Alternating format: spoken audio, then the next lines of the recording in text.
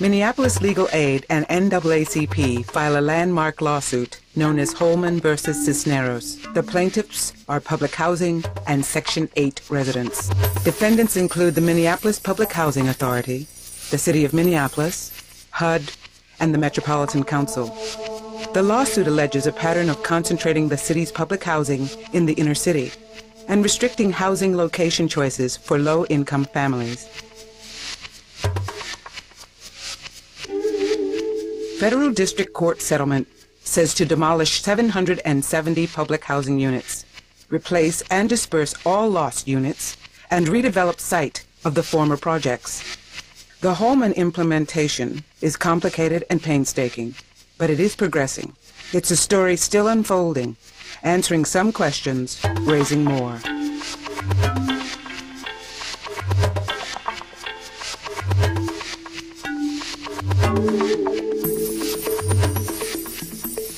I come from a very poor family.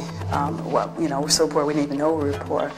And it was heavily concentrated with people, black people.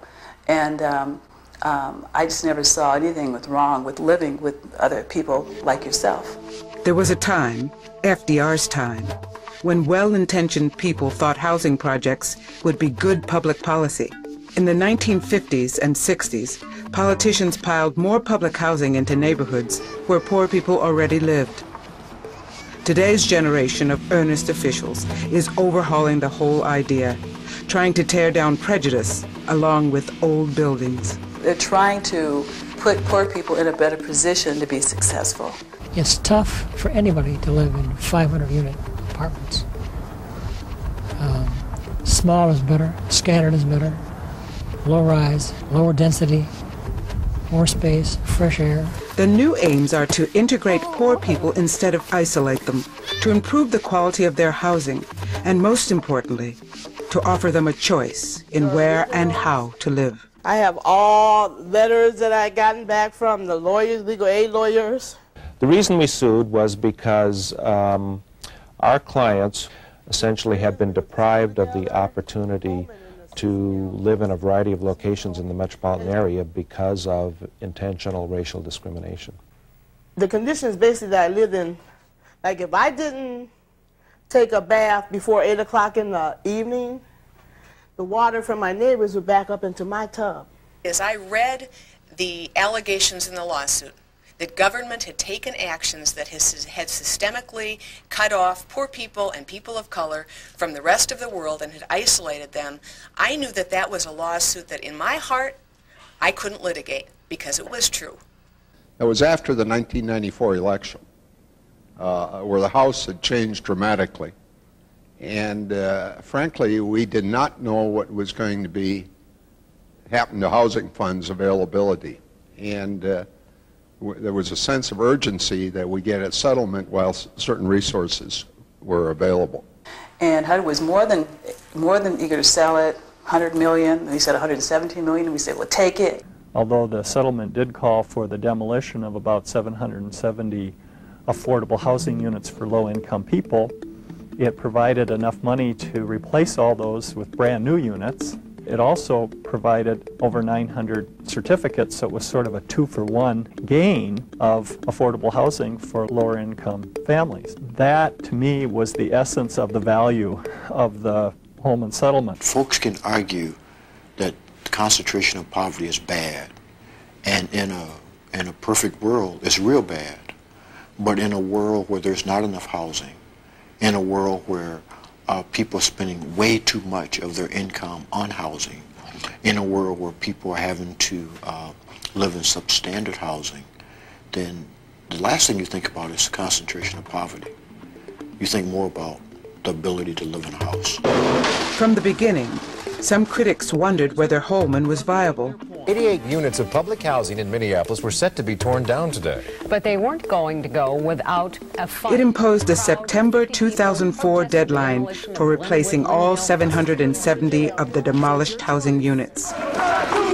In the summer of 1999, that mandate crashed headlong into the affordable housing crisis. This demolition should be stopped, O'Ross. when the demolition protesters came and stopped the demolition. I remember being at a meeting thinking, oh my goodness, I get this, but I don't know. I have a court order. I was so torn because I did not want low-income people living in substandard housing. Hindsight would probably say, we don't tear down anything until you find a place for everybody to go. I think it alerted those responsible and the larger community that as good as the Holman settlement was in terms of its potential, we needed to focus more, work harder, work smarter in order to get this done. I recognize that this is not only a very large housing development we have here, but a very large social goal that is part of building community on a lot of levels. So I see the challenge and I accept it, and I think those who judge us best are the ones who are moving in today. Thank you very much. 10 years after the lawsuit, 7 years past the settlement, and with the affordable housing crunch more pressing than ever, the people in charge of Holman are cautiously acknowledging success. A new development called Heritage Park is rising on the old Sumner Field, and the first residents are returning.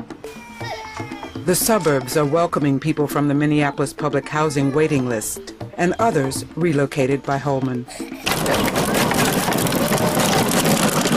And there are more and more scattered site homes in integrated neighborhoods throughout the city.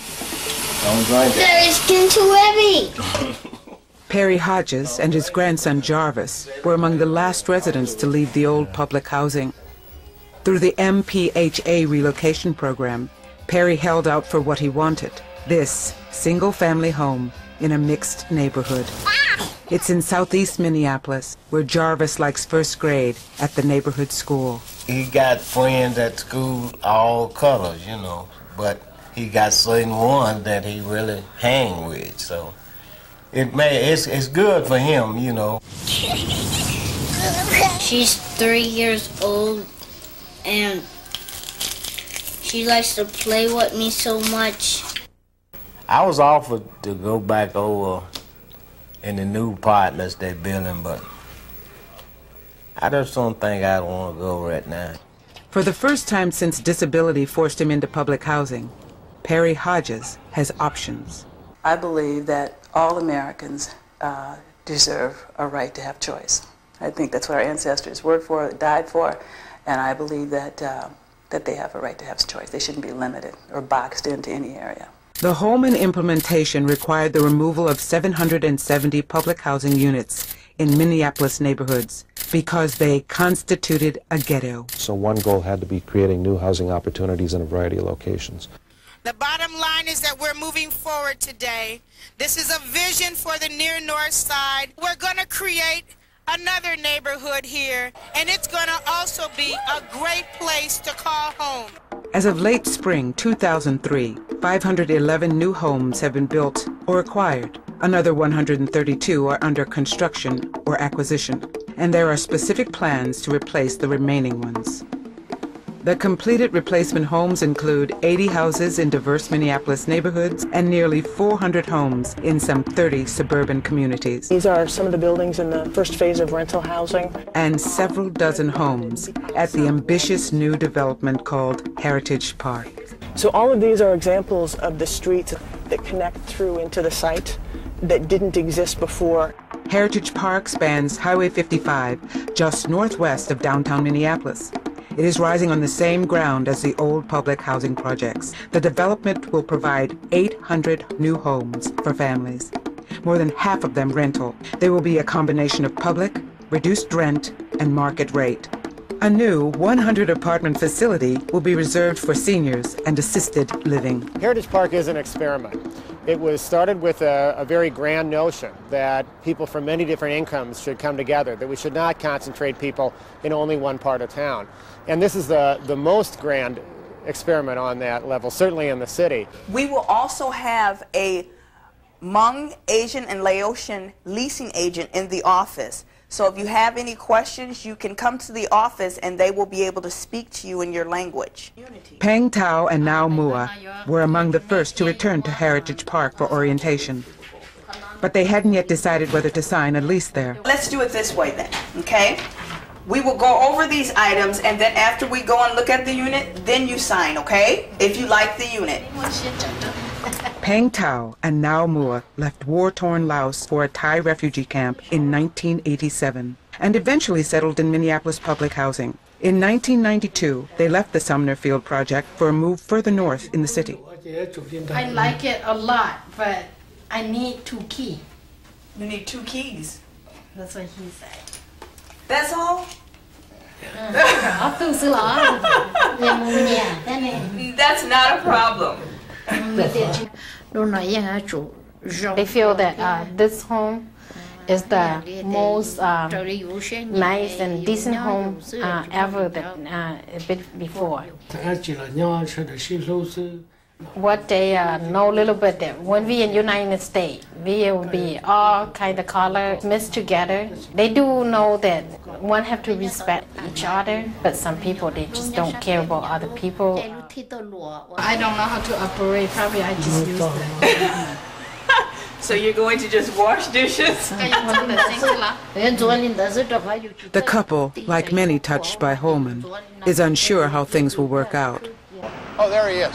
One man, though, is unequivocal in his enthusiasm. We'll have Somalis and Hmong and Southeast Asians and Anglos and African Americans, and they will recreate a community and a sense of place. And part of that. Richard Baron has tackled similar challenges in cities throughout the United States, cities like Pittsburgh, Atlanta, and St. Louis.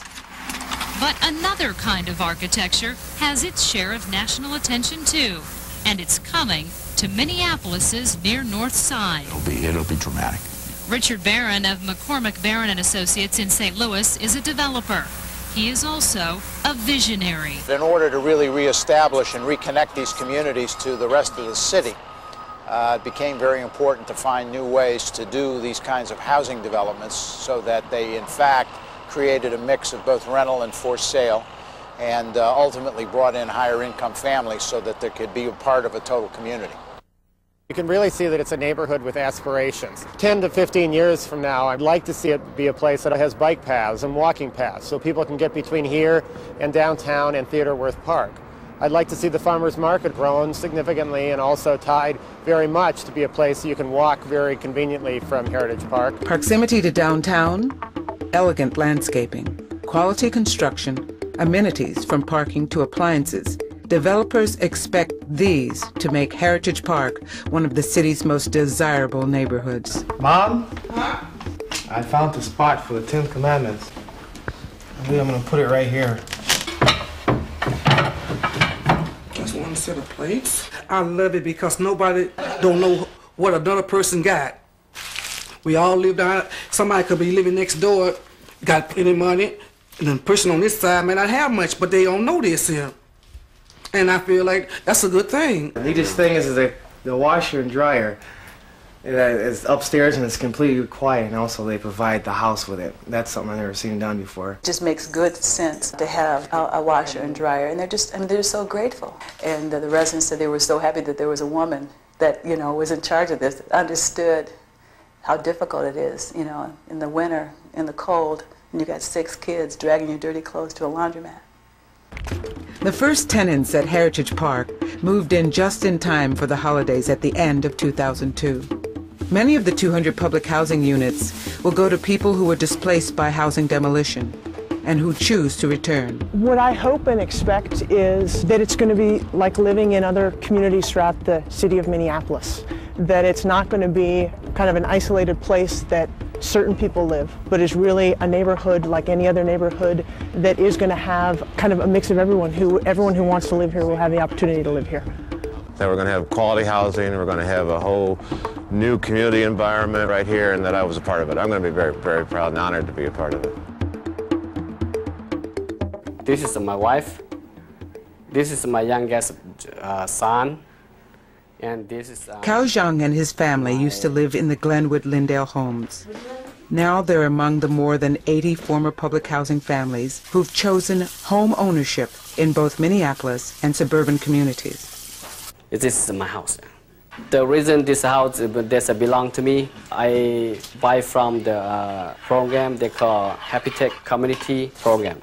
Since I have this house, I work for 250 hours free for them, yeah. You worked on this house? Yes. What did you do? Help them to painting, do something in the basement, put a shin rod, make a wall like that. Cao Zhang and his family appreciate more space, better schools, and a quieter neighborhood. What they don't appreciate? The repair bills that homeowners have. Public housing handle on that, and I can call it anytime, they can come in anytime to fix that. But I buy my house right here, my sink leaking and bathroom leaking like that, or the wall broken like that, I got to fix myself, yeah. Well, I'm a student right now.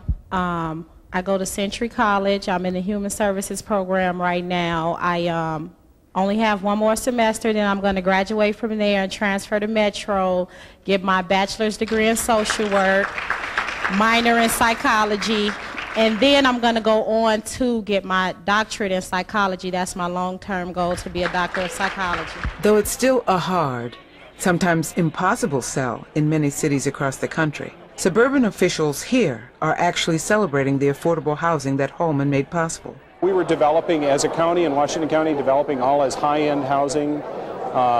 People who worked in Washington County didn't have a place to live in Washington County. It just seemed like the appropriate thing to do from not only the social justice standpoint, but kind of the economic development standpoint. We'd take the units and we could get 30% of them for our own waiting list. So, I mean, it was a development grant we wouldn't get anywhere else. I live in a beautiful townhome. It's in a wonderful community. My rent is only 30% of my income. So Monifa Owens is happy to help the Holman cause, as Holman has helped her. But she wants people to understand the challenges. It's hard living in Woodbury. It's very hard living in Woodbury. There is little to no diversity in Woodbury, and I do have neighbors that don't speak to me. Holman made affluent suburbs available to low-income people of color. It provided incentives for the suburbs to build affordable housing. When their names came up on the Minneapolis waiting list, the Watleys, for example, knew Woodbury was the best deal they could get. Hi. Sonia and Clifford Watley work part-time and juggle childcare. She wants to be a nurse. He wants to be an electronics technician. They'd like to go to college, get better jobs, buy their own house. I mean, it's not a joy to be on public housing. Oh, they only pay 1/3 of their income, but you know, we would love to work and get a good paying job, but it's just not like that. It's not easy like that. They appreciate the amenities of the suburbs, but they miss the community they came from, especially where their kids are concerned. That's where we grew up, and that's where our family is, and it takes a village, you know, really to raise a child. I still instill those values in me, and you know, it was just comfortable around there. That's where I'm comfortable. There was no low-income housing in the Northside area since they tore down the housing, so I feel like they tore them down because they're trying to get more upper-class people in the downtown area so that it can be easier for them to get to work. Folks are suspicious because of the whole notion of gentrification. This is tremendously valuable land. I have to be honest, you know, at some point in this path I've said, what is the ultimate goal here? And so those suspicions clearly crept in my mind as well. It's 1992 when we started. That's over 10 years ago. In just the last 2 or 3 years, we've finally had some success with new construction. That takes a lot of patience and trust. We are making a commitment on hiring people from the community and working with contractors in the community. I think the hardest thing is people from the start not really trusting what you're doing. All I can do is tell you what I'm going to do and do it, and then that's how you're going to come to trust me. The best that we can do now is create a development that has lots and lots of seniors, lots and lots of low-income people, people of color, lots and lots of folks with a couple dollars in their pocket. We can use coffee shops, some kind of rec center for kids. And this diversity melting pot really stirs itself and creates something that's not been seen in Minneapolis before. That's the best that we can hope for. Heritage Park is one part of the Holman housing equation. ZZ Top. Homes in diverse Minneapolis neighborhoods is another part. And Holman makes homeownership a possibility. And Holman has made the suburbs public housing's new frontier. We think that by assimilating families anonymously into our communities and helping them gain self-sufficiency through affordable rental housing and programs that we have to assist that effort, it makes a lot of sense to us. You got lunch now. The new communities these families are forging will be very different from the ones they left behind, and it's too early to say how. Tenants have real choice. By real choice, I mean they can choose to stay where they are. They can choose to go someplace else. They can choose to go someplace else and come back.